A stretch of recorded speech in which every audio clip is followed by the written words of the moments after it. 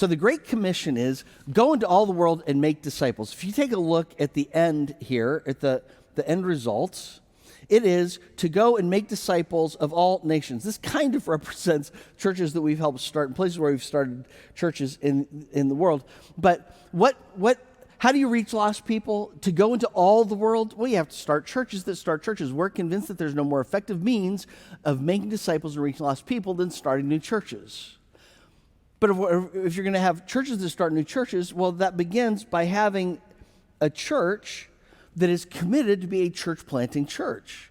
That's why when New Life began, we believed that God wasn't just starting a single church that might have 300 people and pay the bills, but we were like, we believe if God blesses, this is the first church of many that he's wanting to start.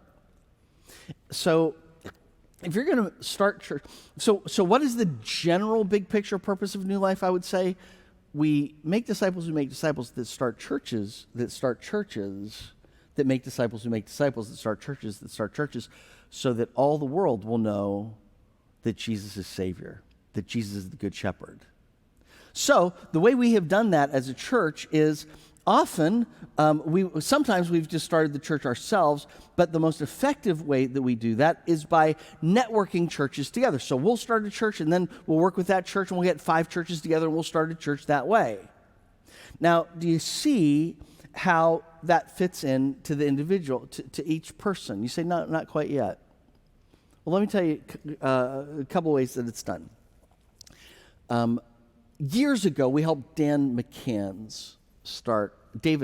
start a church in North Carolina. I was talking to Dave a couple weeks ago. Dave discipled a young man in the church by the name of Roger Burns. God called Roger Burns to be a church planter. Roger came to work with Passion for Planting, went through our residency program, used our project management services.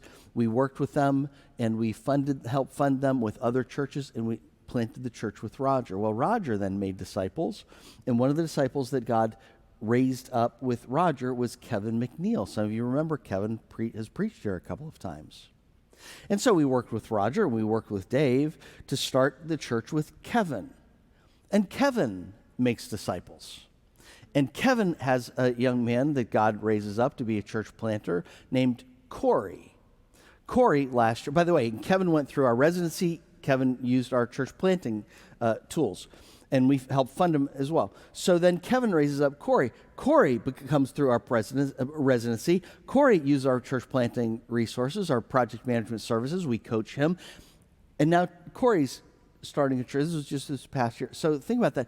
Years ago, we had a daughter church that we started with Dave, and then a granddaughter church that we started with Dave, with Roger, and then a great-granddaughter church with Roger and Dave, with Kevin, and now a great-great-granddaughter church with Kevin and Corey.